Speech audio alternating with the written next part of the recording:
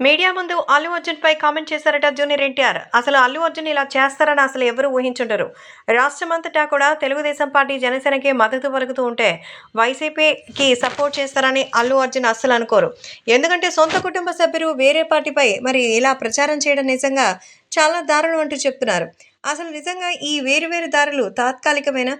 అసలు ఏం జరుగుతోంది? వైసీపీ కాంపౌండ్లో అల్లు అర్జున్ మొత్తానికి మెగా ఫ్యామిలీకి గట్టి షాక్ ఇచ్చారు. పిఠాపురానికి అల్లు అరవింద్ అసలు వైసీపీ మరి ఫ్రెండ్ కోసం బన్నీ వెళ్ళడం అంత అవసరమా? సో పిఠాపురంకి అల్లు అర్జున్ అయితే మరి ఎంతగానో వస్తారని ఎదురు చూశారు అభిమానులు. కానీ రాజకీయంగా ఎన్నో రకాలైనటువంటి మార్పులు అయితే చోటు చేసుకుంది. సో రాజకీయాల్లోకి వచ్చి సేవ చేసే ప్రయత్నం చాలా మంది అయితే చేశారు. అయితే కొంతమంది మనకు కరెక్ట్ కాదని వెనక్కి వెళ్ళిపోయారు.